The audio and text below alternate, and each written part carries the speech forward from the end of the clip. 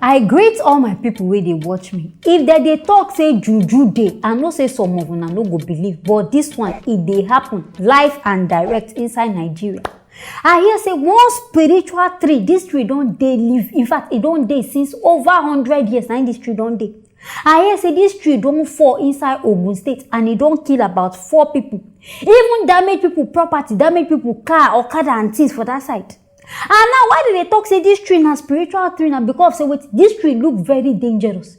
In fact, the baale of this place, the king of this place, they don't try cut this tree since. They don't try destroy am, but since when they don't try, this thing no dey gree cut.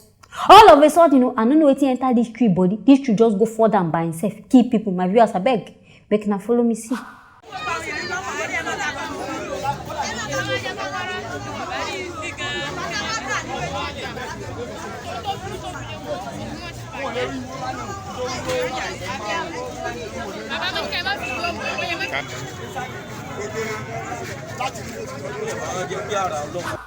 I beg sure una see the damages where this one cause.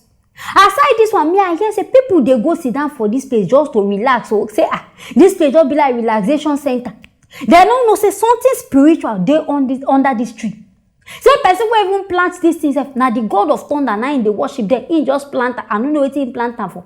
They are na sacrifice, so I been waiting. Make a conscious corner. They say this tree don't rise up again. Now what make me even carry this one? This tree don't stand up. The way it fall, it don't stand up by himself. Nobody touch him. It just stand up again, just like that. I know say I no go believe. Now what make me carry the video again? Come make una see.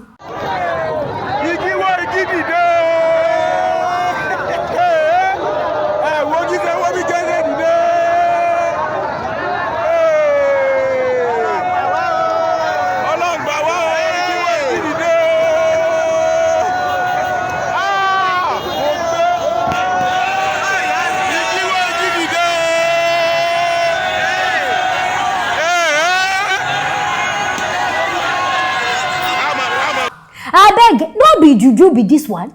Because this one, even pass my eye to see. Say something where be say don't fall, keep people can't stand up again. I know say all those unbelievers, they say na spring. I beg, which kind spring? Person where get the land, they tell and I say they don't even try to cut this thing. The thing no they cut. Now only by the side, by the thing time, the thing come fall down by itself. Now the thing still can't rise up again. Oh, this one not supposed to say juju day. Say spiritual things there, it just be say people who believe they believe in their own thing. And people who know they believe themselves they their own side. Something spiritual days, I sure say even the baale, the king of that land, he know what they happen. All of just all they pretend say, nah just normal thing, nobody they sit down there. People don't they sit down there since this thing know that on a quarter in no court. Why be say now? May they do investigation. I know what else may they arrest this tree because even if they arrest us, it no go fit talk. But something they be under their babalawo, the head of the king, now they go arrest. I be the chief, now they go carry because they know what they happen.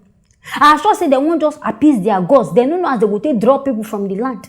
They can't go use this tree now, use and take do sacrifice. Can't they claim say now they are juju, now they are god, now I call this one.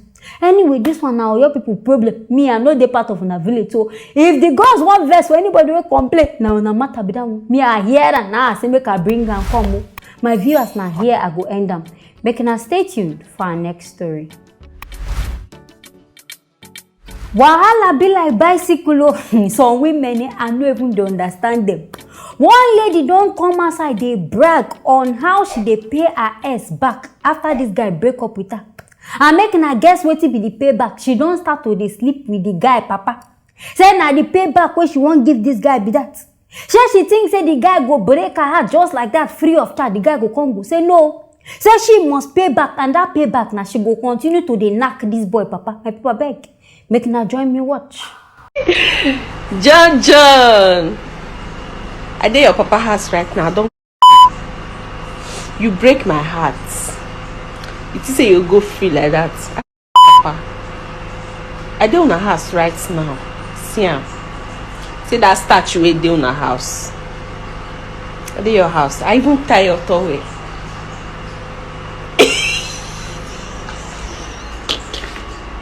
Hey, your papa sweet.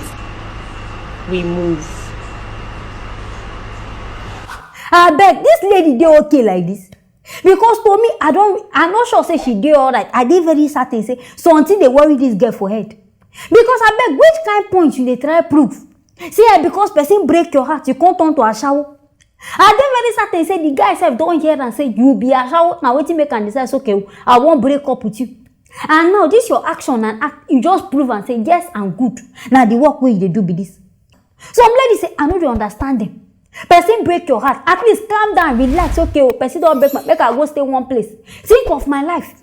You call the reason how you go dey sleep from men to men. I beg, na punishment they give yourself. I mean, na punishment they give the guy. Because I no sure say you reason this kind of thing well. I'm not sure say your sense level you reach that stage for you to think and say this one way they do now yourself you they do. No be anybody they do. Later now if you come outside can't get disease, you go come dey cry say God I know. Now you know but still you still carry your mumuness. They carry them up and down say they do person will not even send you. Person will be saying don't even move on in life. You can't do it now they cry you won't die. And at the very starting say that breakup still they pay you. It still they pay you reach your bone marrow. Now what make you can't decide to do even can't tie into it say I tie your toe. Some girls they just mumu. They're just foolish. Stupid things now they go to do because of breakup. I not talk say me you know react say person break make you no feel sad make you no, but at least do one with your sense. Do one with better thing. A rich person papa side, that one na even abomination. Say they sleep with the pikin, when they sleep with the papa again. I beg you no make sense. Make na at least the guy small shame. Small shame for body to know say this one way they do, it dey very wrong. But the way you come as I can't talk and you talk with pride. Later now in the future if your pikin see this one, what do you want to explain to them? Say at that time na devil they carry you. Now you don't. In fact, then some matter it they really vex me. Anyways, my viewers, and here I go end them on this matter. Make now stay tuned for our next story. This story will carry comment now about one lecturer wey don't go rape one of his students. And this man we gotta say in name na body. Say this student just enter in place. Boss, so I won't come register for my final year project. Now wetin carry this girl enter this man office. Not knowing say this man don't get plan. I don't know be a 19 9 the scratch am. Before we go see this man don't bundle this girl. Go rape her by force by fire. My people I beg. Make now join me watch.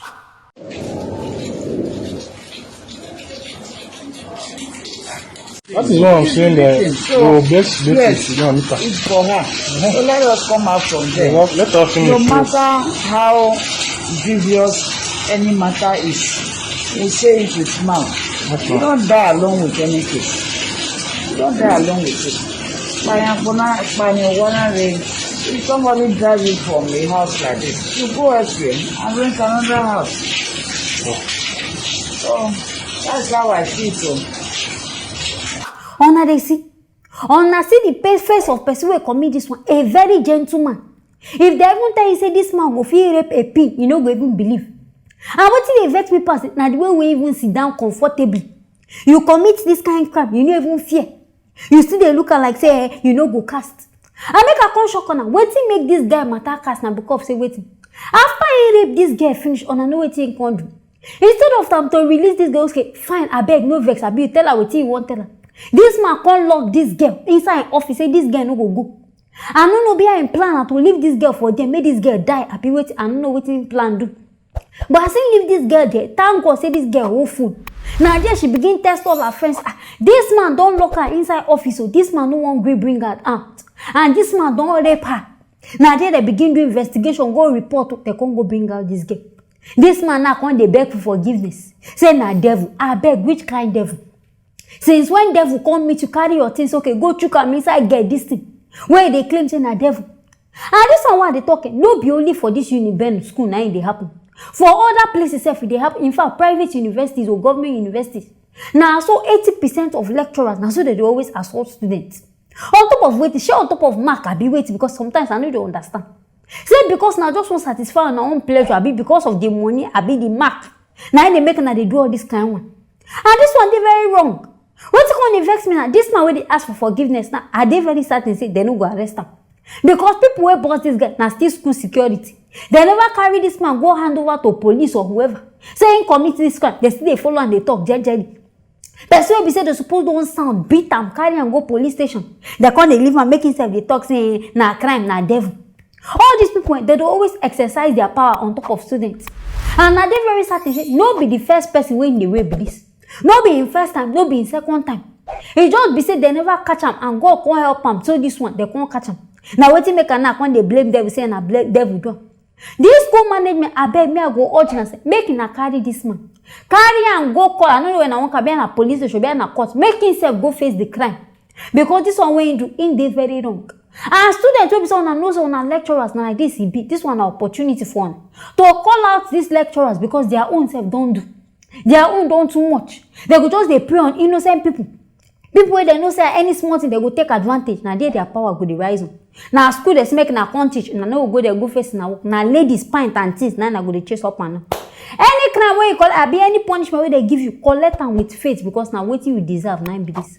Anyways, my viewers, now here I go drop am on this matter. Make una stay tuned for our next story. Now, wow, things they really happen. In fact, this news wey I carry come even shock me. I hear say one man just die after 2 days. He just doing wedding finish. 2 days after, now there this man die. And based on information wey I get, nothing they do this guy. He no sick, nothing warrior. His wife just claim say after their wedding night, 2 days later, say he just sleep before he go see this man no gree wake up again. Abeg una the reason wetin na the reason? Because this one me I dey very certain say something fishy dey inside this matter. And as I dey do my research, I get to know say this guy na journalist. I wan come the reason I say sure say no be person don pay this wife to come marry this guy. To come use and kill this guy, maybe he no go carry one kind of information wey be say no suppose carry. Because for na reason this kind abeg how manage? Person do wedding on Saturday, celebrate, enjoy. On Monday, the person don start to dey mourn. Don start to dey cry say him husband don die. Abeg they suppose question this woman well, ask her questions well. Because things no dey right. Some people go the reason I say shey the wife go fit kill with the world wey we dey inside now. With the kind things wey dey happen now, wife go fit kill husband. Husband sef dey kill wife. But me sef as the woman dey talk say he sleep, you know, I can't dey think am again. Abi the woman don go make her do over sex. Maybe he don pound this man tire so tey the man don come go die. Because I no know as I go take reason this whole thing again. Say person go just do wedding, he go come die. Or the woman get spiritual husband sef wey don dey follow this woman. Wey don dey follow the man that come go kill innocent man. Abeg something spiritual dey inside. Make dem go dig this matter. Be na church dem go abi na babalawo. Make dem no let this matter just go like that. Because some women na go dey look and say she get calm face. She fit be the devil for this whole thing. If it be said now she even planned this whole thing, say this man I go show you pepper. This marriage I won't marry now for some particular sake. If it be said now so just because say wait the man don't die now. Nobody there to come go ask this man waiting cause your death or waiting kill you. The woman now come they claim say na sleep. I beg how sleep. Go just take compensation, go just die. No be sickness, no be headache, nothing. You go come they claim say this one don't die. I beg this matter, I don't reason, I don't think I'm well. And they look and say the girl too young, but still, person feel commit. Make they carry her go police, torture her smooth, make she confess because I dey very certain say this girl get something to do in all this kind of thing. Because this one dey very painful. How person go come jubilate with you, happy with you, mama go talk say finally I don't see the right man, I won't marry finish. All of a sudden now you go come start to dey wear black, say they cry. Make the man so rest in peace because if I look this guy face, even they very young. And some guy like this, if say na so you know say you won't go end. At least him for Kpokpogri even stay single. They enjoy in life. If be like say marriage, they don't entangle you. Say if you marry, last you go die. Now what's they think? Because this your death, it really shocked me. But this one shows say things they happen for this life.